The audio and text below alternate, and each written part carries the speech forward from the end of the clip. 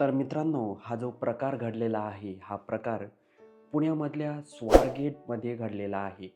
त्या ठिकाणी कायम गर्दीचं ठिकाण असलेलं स्वारगेटचं जे बस स्थानक आहे, त्या ठिकाणी सकाळची पहाटेची वेळ होती.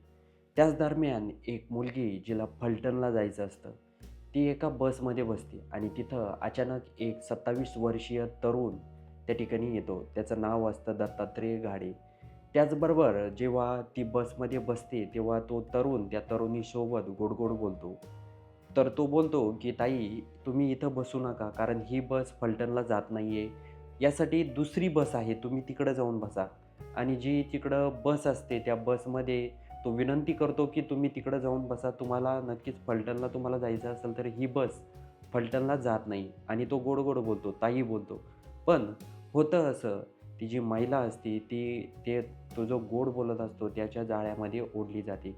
त्यानंतर ती तरुणी पण त्या बस स्टॉपमध्ये एकटी असते आणि रात्रीची पहाटेची वेळ असते, अंधार असतो.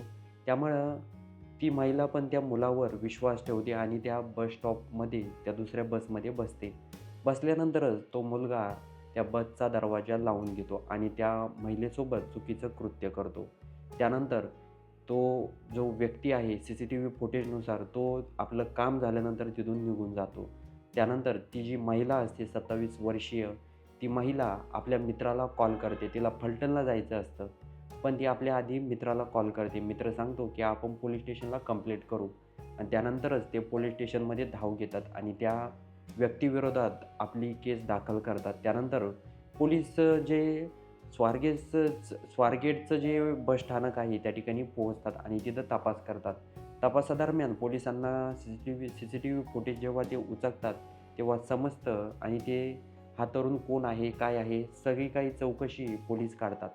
ह्या व्यक्तीचं नाव आहे दत्तात्रय गाडे असं या तरुणाचं नाव आहे. त्याच्यावर आधी देखील एक गुन्हा दाखल आहे, असं देखील बोलण्यात येत आहे. तर व्हिडिओ कसा वाटला? हे एक सत्य घटनेवर आधारित आहे. त्यामुळे तुमचे जर काही प्रश्न असतील या घटनेबाबत, तर कमेंटमध्ये नक्की कळवा आणि व्हिडिओ आवडला असेल, तर सर्वात आधी चॅनलला सबस्क्राईब नक्की करून घ्या.